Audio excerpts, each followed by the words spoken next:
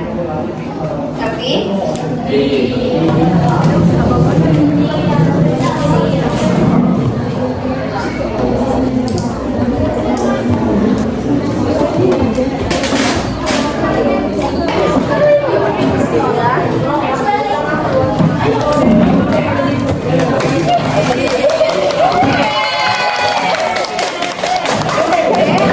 Kita coba ya. Masih bohong.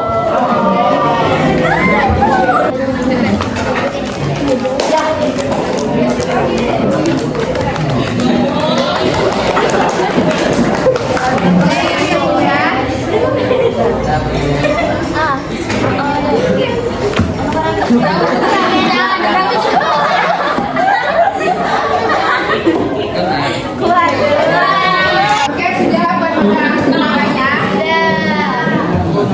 Dari permainan kita buat menara, perasaan kalian dan apa reaksi kalian menara tadi roboh?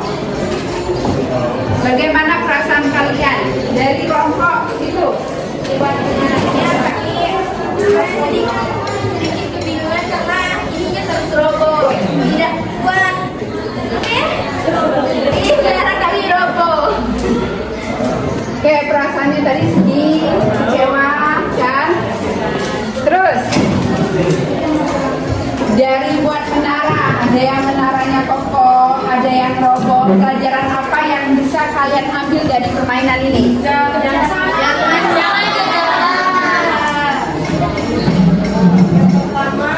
pelajaran yang dapat kita ambil yaitu kerjasama antar tim dan kekompakan sesama tim. Oke, Alvin.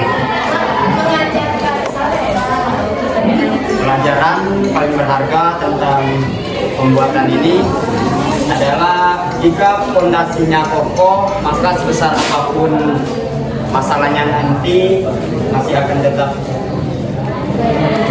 kuat berdiri. Oke, berarti kalau fondasi itu kokoh, masalah apapun mau angin ribut itu tidak akan roboh. Sama dengan kita, apabila daya lenting kita kuat, pemikiran kita apapun masalahnya kita akan tetap kuat, bangkit. Nah, ibu ingin tahu, mungkin ada pengalaman kalian, ada sesuatu hal kejadian yang bikin kalian emosi, marah pada saat itu, kan? Mungkin ada seseorang yang ingin menjatuhkan kalian. Bagaimana kalian menghadapi itu? Coba ceritakan pengalaman-pengalaman yang sudah kalian lalui selama ini.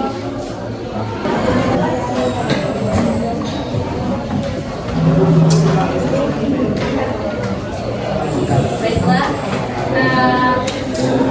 saya pernah mengalami masalah yang membuat saya sedih, terpuruk, dan rasanya seperti dunia itu jahat kepada saya.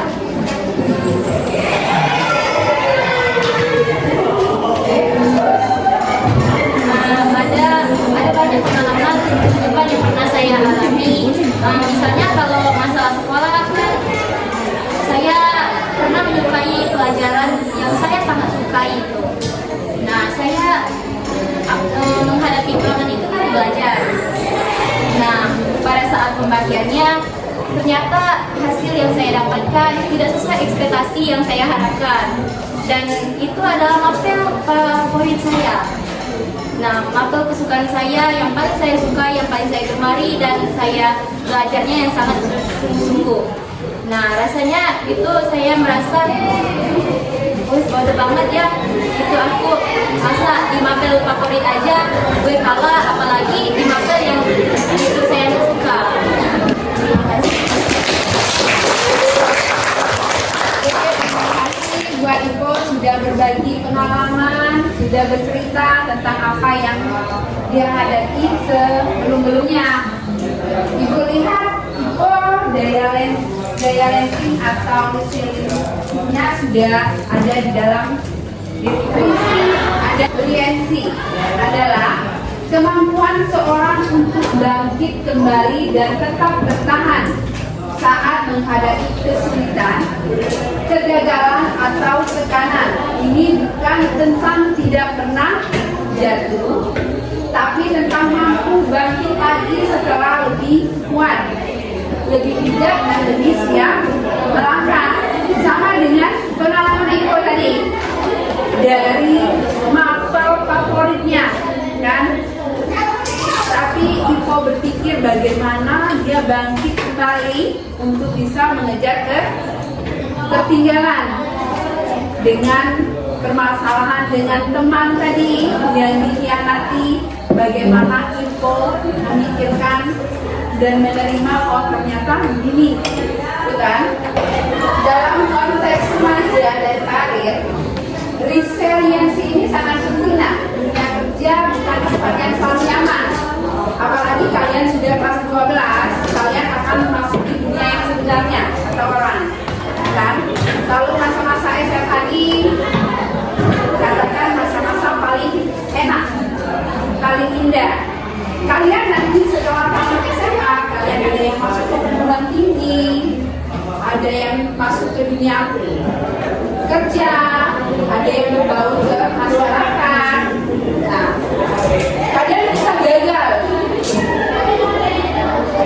ditolak, dibandingkan atau menghadapi perubahan yang mengejutkan. Masa depan itu kadang pikiran kita indah, ya. Oh, kuliah bagus, enak. Kalau kerja dapat uang, bisa beli sesuai yang kita inginkan. Masuk ke dunia masyarakat, kadang di dunia masyarakat itu banyak penolakan. Nah, di sini baik perguruan tinggi, baik dunia kerja, masyarakat, bagaimana kalian itu menerima penolakan yang tidak sesuai dengan keinginan kalian. Ciri-ciri siswa yang resiliensi tidak mudah menyerah saat menghadapi kesulitan, mau mencoba lagi meskipun pernah gagal, percaya bahwa usaha bisa mengubah nasib, tetap tenang dalam situasi tertekan, fokus pada solusi bukan hanya masalah, mengambil pelajaran dari kegagalan, berani meminta bantuan saat contoh penerapan resiliensi di kehidupan remaja. Gagal ujian matematika, mencari cara belajar yang lebih efektif dan ikut dengan belajar. Orang tua tidak mampu bayar sekolah ke jurusan impian. Itu banyak yang dihadapi oleh anak kelas 12. Kan? Pinginnya untuk masuk kuliah ini, pinginnya masuk perguruan tinggi ini, tetapi kondisi ekonomi keluarga kurang membantu. Apa yang harus kalian lakukan? Tahap kedua, beasiswa alternatif. Tahap resiliensi dalam perjalanan menuju karir. Lebih mudah beradaptasi saat harus memilih jurusan alternatif. Mampu belajar dari kesalahan dan memperbaiki diri. Tidak mudah menyerah saat proses panjang menuju cita-cita. Tetap fokus pada tujuan meski ada distraksi atau tekanan. Lebih siap bekerja sama dengan orang lain yang berbeda. Siap menghadapi kesulitan dunia kerja. Mengapa daya leasing itu penting di sekitar kita? Banyak remaja yang mengalami masalah, kadang masalah percintaan, masalah sekolah, masalah keluarga, tapi mereka tidak mempunyai dukungan, ya kan? Tidak mempunyai dukungan, tidak ada respon, mau bercerita dengan siapa, mereka tidak tahu. Jadi mereka mengambil jalan pintas ke bunuh diri, kadang lari ke narkoba. Ada yang mengatakan kalau kalian ini generasi strawberry yang indah di luar tetapi rapuh di dalam. Kalau itu sih kurang setuju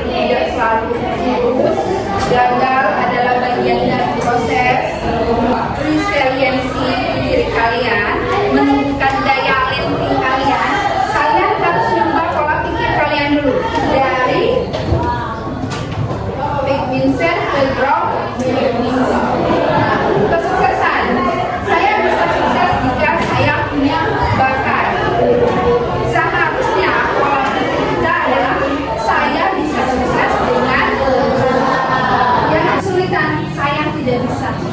Seharusnya pola pikir kalian